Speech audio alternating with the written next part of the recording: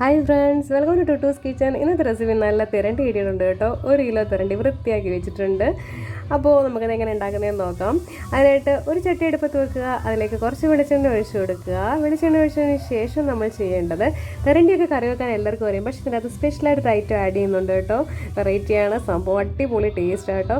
അപ്പോൾ വെളിച്ചെണ്ണ ഒഴിച്ചതിന് ശേഷം വെളിച്ചെണ്ണ ചൂടായപ്പോഴത്തേക്ക് 1 ടീസ്പൂണോളം ഉലുവയും 1/2 ടീസ്പൂൺ കടുക്, പിന്നെ ആവശ്യമുള്ള കറിവേപ്പിലയും കൂടി ഇട്ട് കൊടുത്തിട്ട് നന്നായിട്ടൊന്ന് മൂത്ത് വരുന്ന സമയത്ത് ഒരു 4 ടേബിൾ സ്പൂണോളം മുളക് പൊടി, 2 ടേബിൾ സ്പൂൺ മല്ലിപ്പൊടി, 1/2 ടീസ്പൂൺ മഞ്ഞൾപ്പൊടിയും കൂടി ചേർത്തിട്ട് അതിൻ്റെ പച്ചമണം മാറുന്നവരെ നല്ല രീതിയിൽ ഒന്ന് മൂപ്പിച്ച് കൊടുക്കുക.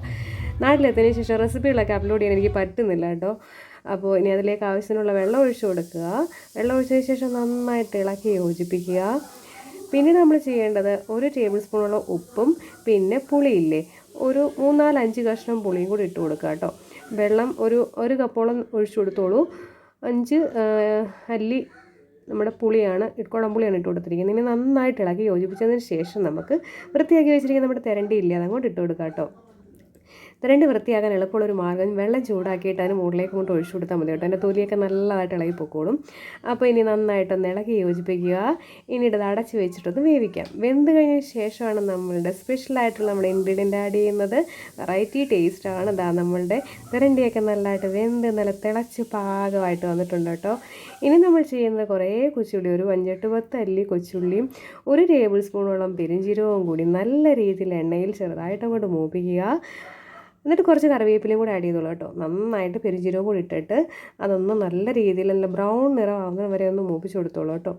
എന്നിട്ട് നല്ല ബ്രൗൺ നിറമായി കഴിയുമ്പോഴത്തേക്കും നമുക്ക് ആ കറിയിലേക്ക് അങ്ങോട്ട് ഇട്ട് കൊടുക്കുക കേട്ടോ. അതാണ് ഇതിൻ്റെ സ്പെഷ്യലായിട്ടുള്ള സംഭവം എന്ന് പറയുന്നത്. വെറൈറ്റി ആയിട്ടൊരു ടേസ്റ്റാണ്. നമ്മൾ സാധാരണ മീൻകറി വെക്കുന്നതിനെക്കാട്ടിലും വെറൈറ്റി ആയിട്ടുള്ളൊരു ടേസ്റ്റ് കിട്ടും നമുക്കിങ്ങനെ ചെയ്ത് കഴിഞ്ഞാൽ. അപ്പോൾ ഇങ്ങനെ ഒന്ന് ചെയ്ത് നോക്കി, ഇതുവരെ ചെയ്യാത്തവരാണെന്നുണ്ടെങ്കിൽ ഇങ്ങനെ ഒന്ന് ചെയ്ത് നോക്കിക്കോളൂ. വളരെ അടിപൊളി ടേസ്റ്റാണ് കേട്ടോ. അപ്പോൾ കൊച്ചുള്ളിയുടെയും പെരുംജീരകത്തിൻ്റെയൊക്കെ മണമൊക്കെ അങ്ങോട്ട് വരുമ്പോൾ തന്നെ നമുക്ക് കഴിക്കാൻ തോന്നും കേട്ടോ. അപ്പോൾ റെസിപ്പികളൊക്കെ ഇഷ്ടപ്പെടുന്നുണ്ടെങ്കിൽ ലൈക്ക് ചെയ്യാനും ഷെയർ ചെയ്യാനും മറക്കരുത്. ഇതുവരെ ചാനൽ സബ്സ്ക്രൈബ് ചെയ്യാതെയാണ് കാണുന്നതെങ്കിൽ ഒന്ന് സബ്സ്ക്രൈബ് ചെയ്തേക്കണേ. അപ്പം നമ്മളുടെ നല്ല അടിപൊളി ടേസ്റ്റി ആയിട്ടുള്ള തിരണ്ടിക്കറിയുടെ റെഡി ആയിട്ടുണ്ട്. എല്ലാവരും ട്രൈ ചെയ്യുമെന്ന് വിചാരിക്കുന്നു. നല്ല കപ്പയും ചൂട് കപ്പയുടെയും ചോറിൻ്റെ കൂടെയൊക്കെ സെർവ് ചെയ്യാൻ പറ്റിയ നല്ല അടിപൊളി ഡിഷാണ് കേട്ടോ. Okay, thank you for watching.